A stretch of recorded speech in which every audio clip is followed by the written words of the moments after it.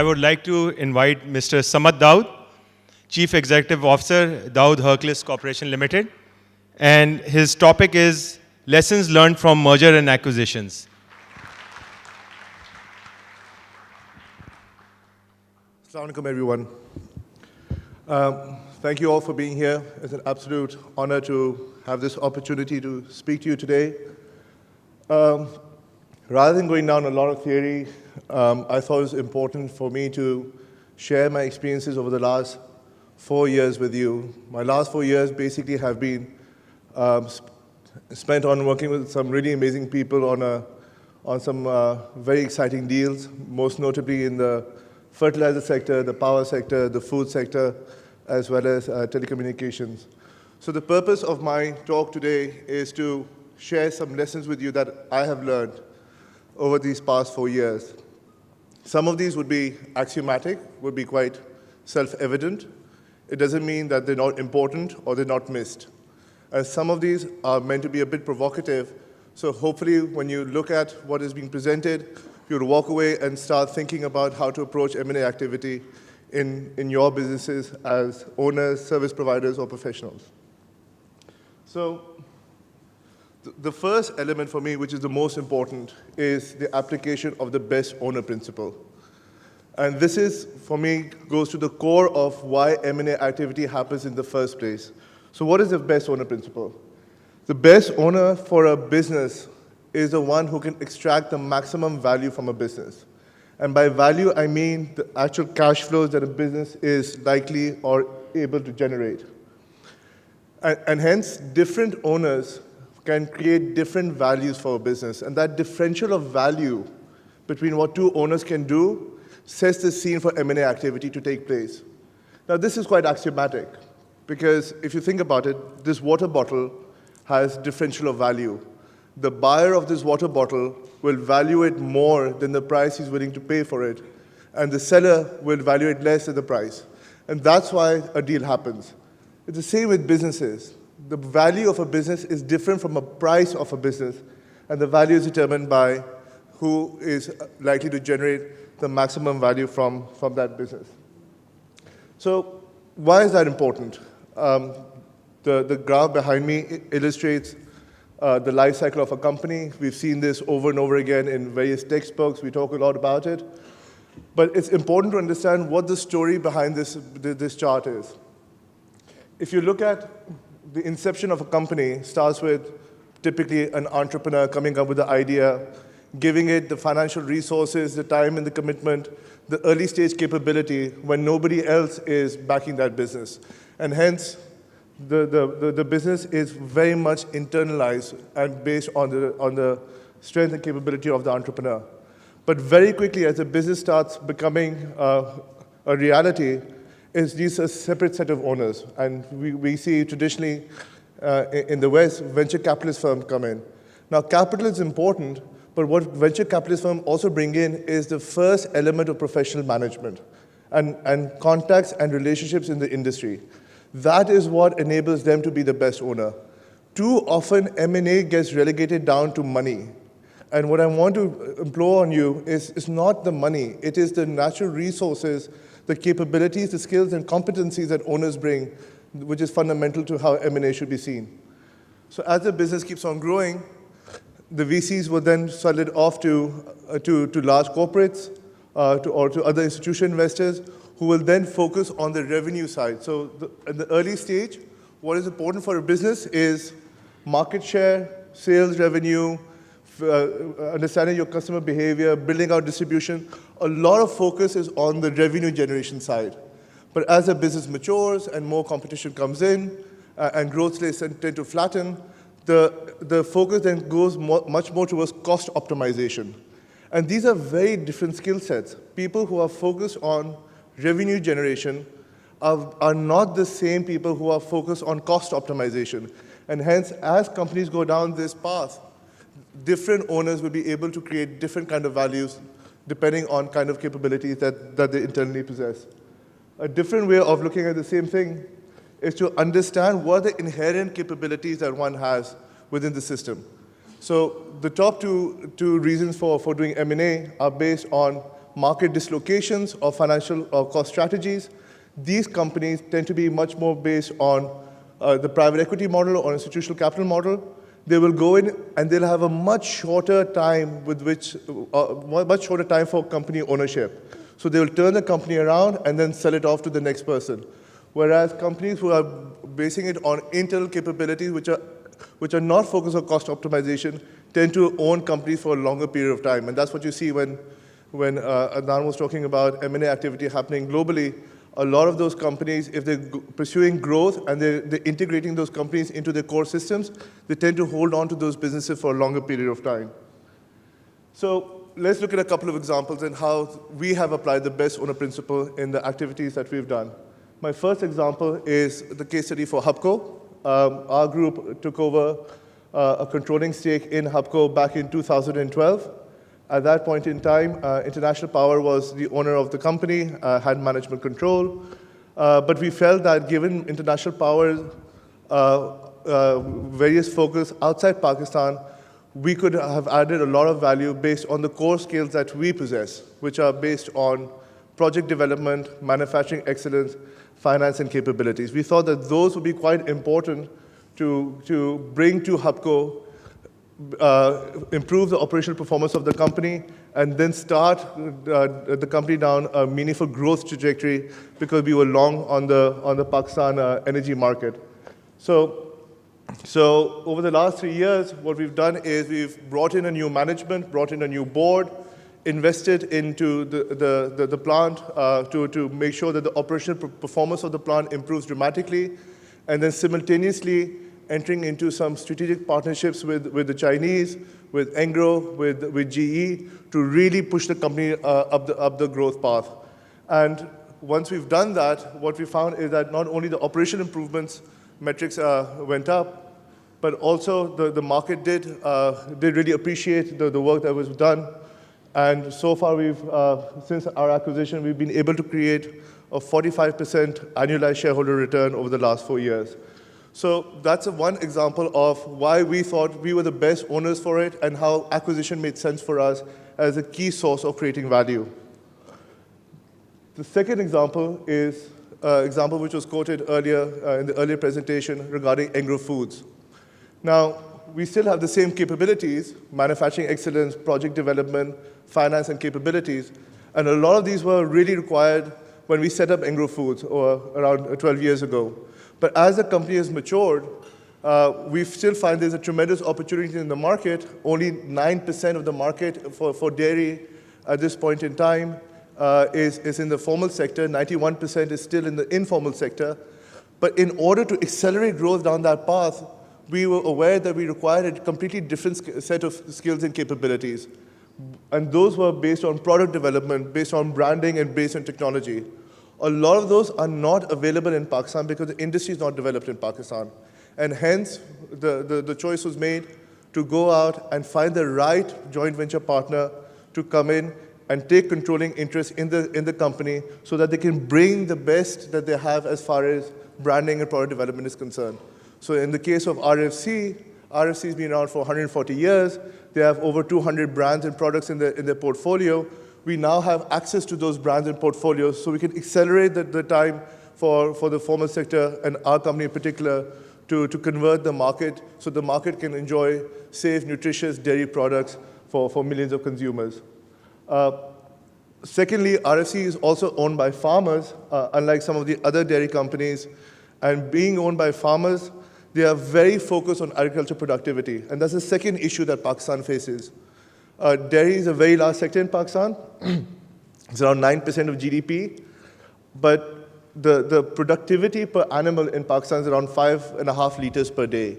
And that's around 25 to 30% of what we see when we compare to other global dairy producers. So clearly, there's a very large opportunity to improve farmer productivity. And hence, having a company which is owned by farmers, who has technologies to understand how to improve farmer productivity, is very focused on farmer health. That, for us, was very, very important as well. And the last component, and this is very important, especially for joint ventures, all joint ventures make sense on paper, which is why they happen. but a lot of them fail because people don't focus on the culture.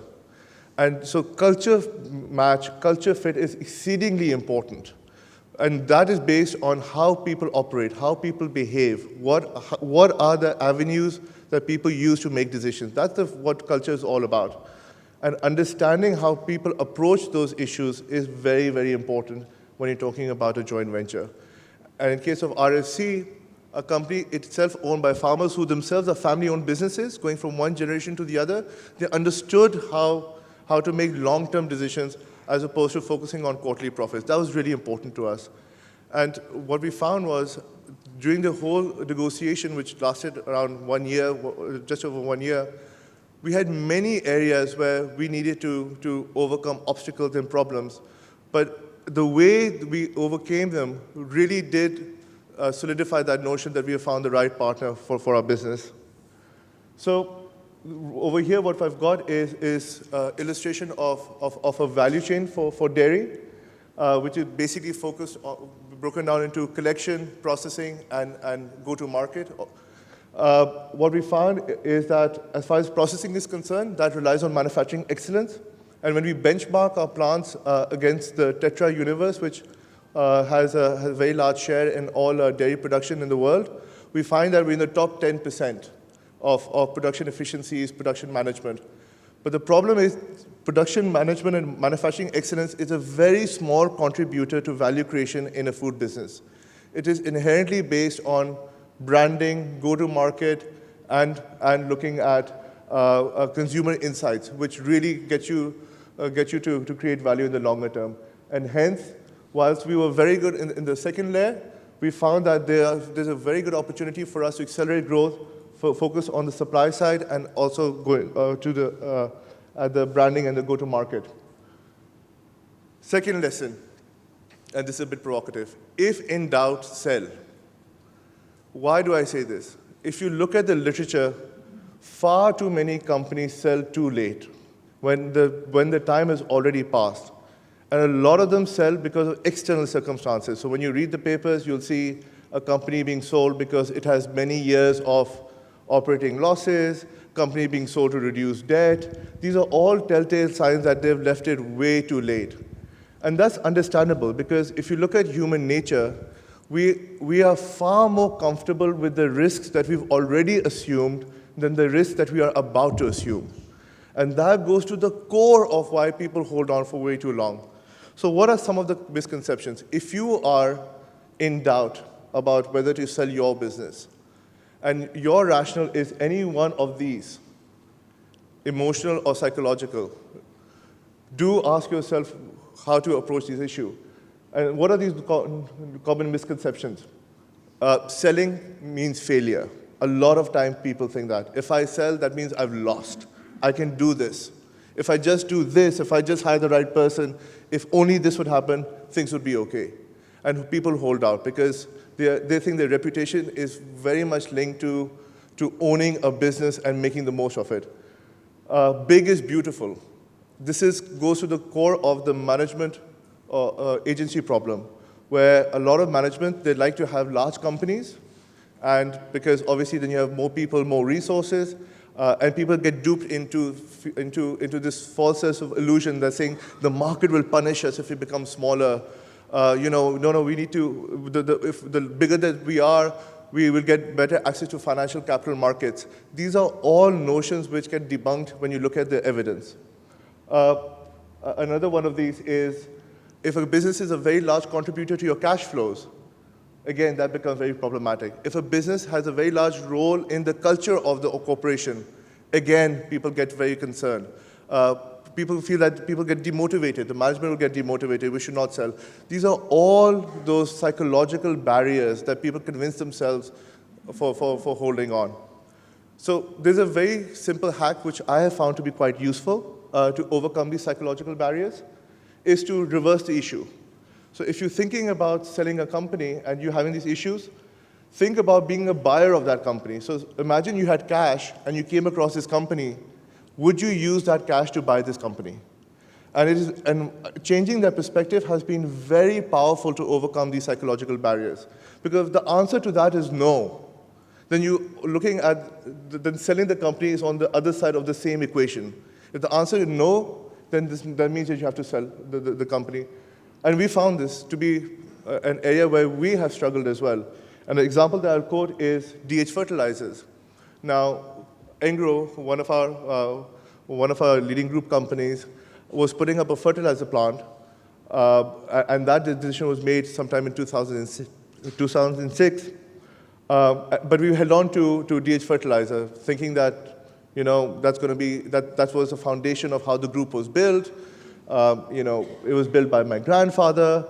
Our family history is tied up with that. What were the market things? These were all really strong psychological barriers that we had to overcome. And it took us time, but that time cost us money. Because if you look at this chart, which shows gas availability, what you see is the gas availability, which is a primary raw material for a fertilizer plant, plummeted from 2010 onwards, and with it, profitability. And what that led to was massive demotivation within the company. And when the decision was made back in 2012, which finally got resolved in 2014, it was already too late. We had lost a lot of value in the business. And that is symptomatic with a lot of the deals that we see globally as well. Lesson number 3, get the best advisors. What I found in Pakistan is that we really hesitate in paying for advice, which I find quite counterintuitive, because your advisors are the ones who are your teammates to give you the best deal possible. So pay them, and pay them well. How to manage advisors? Number 1, be very clear about what you want them to do. Is your goal to get the maximum money from the business? Is your goal to reduce the most amount of risk? Is your goal to get control or cede control? What are you looking for? Be very clear about that, because once the negotiations start, and it's going to be a two-way interaction with the buyer or the seller on the other side, if you're not clear about what you want, you will not be able to make the choices which are required in that negotiation process. And that is very, very important. And changing midstream is very destructive for a negotiation process. Number 2, good advisors will pay for themselves. So if you're concerned about giving 50 basis points, 100 basis points, and that's a lot of money when you're looking at total absolute amounts, be very clear that those advisors, whether they prevent risk, whether they give you deal certainty, whether they give you a better valuation, will most likely pay for themselves. And I have found that to be true in every single deal that I've done over these past 4 years, time and time again. Different sectors, different life cycles, different jurisdictions, same principle. You get what you pay for, so pay well. I'm sure some of the advisors in this room will be quite happy about that. Number 3, maybe not going to be happy after this point. It is more important to know the people who are giving you the advice than the firm that's representing. Again, the people will do the deal, not the firm. So understand who is the person on the other side of the table, what is their experience, their motivation, their commitment, and their appropriateness for what you want to get done, and not the firm. We have found this, again, to be true in the deals that we've done. So ensure that not only do you talk to the firms, but get to know the engagement manager on the deal, get to know him, understand your chemistry, because you need to trust that person a lot, and your fate will be in their hands. So please, please get to know them, be comfortable with them, and they're going to make the difference. Lesson number 4, it's not done till it's done.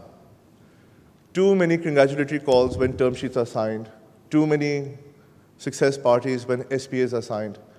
But the sad reality is 1/3 of the deals which are agreed to do not close. Why? Because the world we live in is increasingly more uncertain. You have greater shareholder activism, you have a much more hawkish regulatory environment, and global uncertainty is increasing dramatically. So please look at what you're going to do in order to protect yourself against this. Doing a deal is very, very, causes a lot of uncertainty among stakeholders, in particular the management. So understand how you're going to be going about bringing about certainty and aligning the incentives and reward systems of the people who are going to be very important in the deal. So what can you do? Two bits of advice here. Number one, have a proper management incentive scheme to reward management to see through the transaction and even some bits of the transition. Very, very important. If you combine this, what I said earlier, that businesses are sold too late, if you have a struggling business and you bring in uncertainty and the management is not rewarded to stick around and the deal fails, you're going to have a much bigger problem on your hands. So please, it costs a bit of money, but ensure that you have your relevant stakeholders who are aligned to make sure the deal happens and happens well. The second component of this is to look at your contracting to ensure that you can have deal certainty. One of the issues we have in Pakistan is contract enforcement is a big issue. So one advice is get a jurisdiction where contract enforcement is better. You can provide deal certainty by having things like break fees. You can have deal certainty by having some terms and conditions which ensure that the ability for people to walk away is minimized. All of these will happen, again, if you get the right advisors and you tell them what you want. These things for us have been very, very important in the case of Engro Foods, for example. Just in this 1 year, we've seen what's happened globally with the rise of various political factions. We've seen locally the regulatory environment has changed. We've seen the industry dynamics have changed. A lot of variability and volatility has happened. And unless and until we had the right advisors with the right frame of agreements in the contracts, I'm under no doubt that this deal would not have happened. So again, please look at your advisors and get them to ensure that you get as much certainty as possible. So these are my 4 lessons that I've learned over these past 4 years. I thought that it would be important for me to come and share them with you. There are a few more, but in the paucity of time, I thought these were the 4 most important. Thank you very much.